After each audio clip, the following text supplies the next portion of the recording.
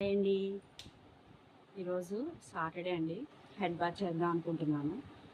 Hair pack పెట్టి చాలా రోజులైంది. హెయిర్కి చాలా డ్రై అయిపోయింది హెయిర్ అంతాను. హెయిర్ ప్యాక్ పెట్టుకుందాం అనుకుంటున్నాను.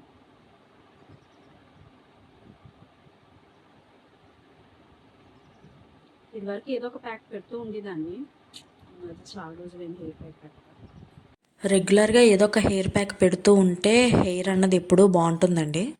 అలా కాకుండా మనం వదిలేసాం అనుకో అస్సలు మన మాట విందు. ఇంకా ఈరోజు నేను పెట్టేదైతే ఫ్లాక్స్ సీడ్స్ జెల్ అండి.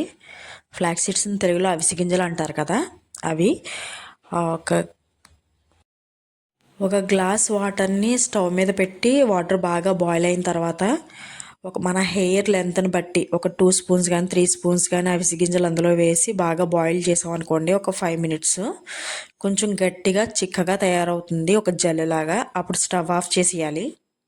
కొంతసేపు అలా వదిలేస్తే కొంచెం వేడంతా తగ్గి కూల్ అయిన తర్వాత ఇంకా కొంచెం జెల్లీలా తయారవుతుంది. అప్పుడు దాన్ని మనం హెయిర్కి అప్లై చేసుకుని ఒక హాఫ్ అన్ అవర్ అలా ఉంటే తర్వాత హెడ్ బాత్ చేసేస్తే బాగుంటుంది హెయిర్.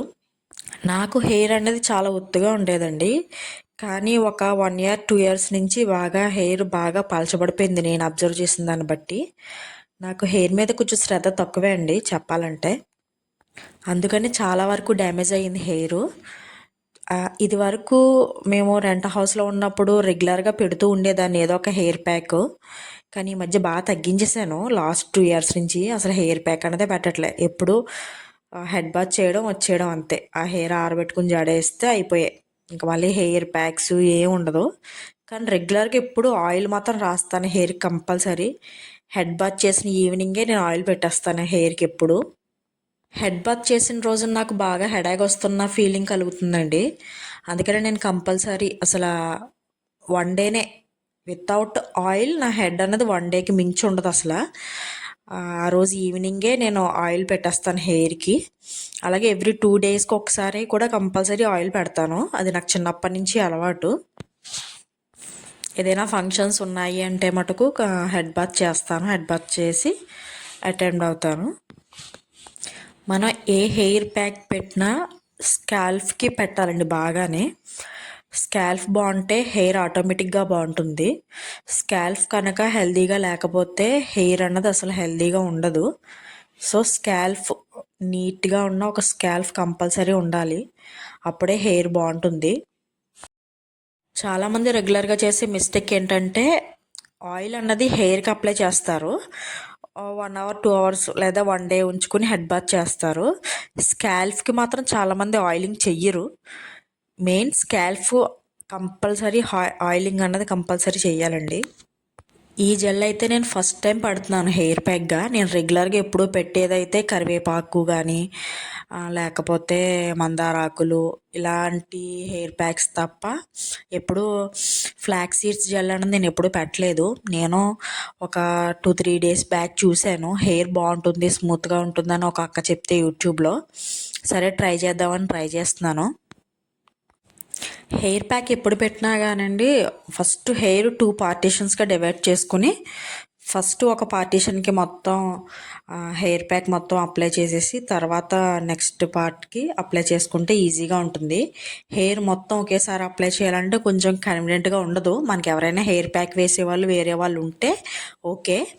కాకపోతే మనంతట మనం వేసుకోవాలంటే మాత్రం కొంచెం ఈజీగా అప్లై చేసుకోవడానికి ట్రై చేయాలి. స్కాల్ఫ్కి తర్వాత మొత్తం హెయిర్కి మొత్తం అంతా అప్లై చేసిన తర్వాత చివర్లు కూడా బాగా అప్లై చేస్తున్నాను. ఇక్కడ నాకు చివర్లు బాగా స్విటల్స్ ఉంటాయండి. అంటే చివరిని బాగా చిట్లుతుంది హెయిర్. అలా ఎప్పుడైతే చిట్లిందో అప్పుడు హెయిర్ గ్రోత్ అన్నది ఉండదు, అక్కడితో ఆగిపోతుంది. అందుకని చాలామంది హెయిర్ కట్ చేస్తూ ఉంటారు. మా చిన్నప్పుడైతే హెయిర్ కట్ చేస్తే బాగా ఒత్తు వస్తుంది అనేవారు. చివర్లు కూడా ఈ చివర్లంతా కూడా బాగా అప్లై చేసిన తర్వాత జల్లు మంచిగా ముడి వేసుకుని ఒక 30 మినిట్స్ అయితే కంపల్సరీ ఉండాలండి. కొంచెం ఏదైనా హడావుడి ఉంది తొందరగా చేయాలంటే మినిమం ఒక 15 మినిట్స్ అయినా సరే ఉండాలి. అప్పుడే దాని రిజల్ట్ మనకు బాగా కనిపిస్తుంది. ఒక 10 మినిట్స్ 5 మినిట్స్కి అయితే పెట్టుకోకుండా ఉండడమే బెస్ట్. అంత టైం లేనప్పుడు, టైం ఉన్నప్పుడే ఇలాంటివన్నీ ట్రై చేయాలి.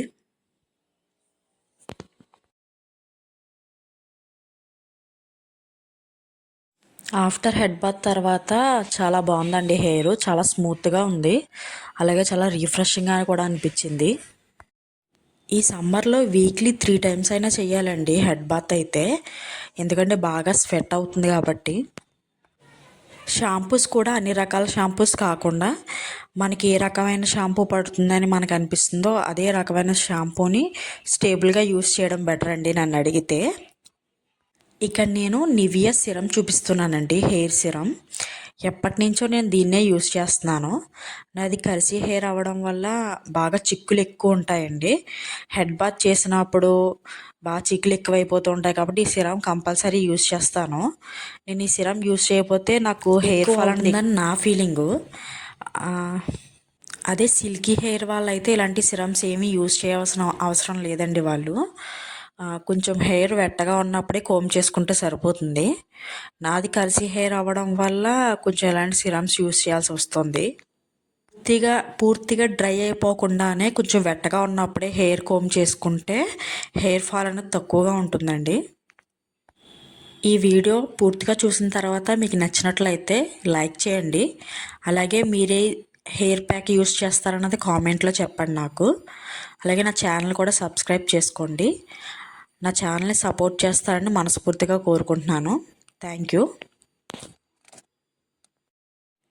అలాగే నేను హెయిర్ ప్యాక్ ఎలా తయారు చేశానన్నది మీకు స్టార్టింగ్లో చూపించలేదండి. ఆ క్లిప్స్ లాస్ట్లో యాడ్ చేస్తున్నాను.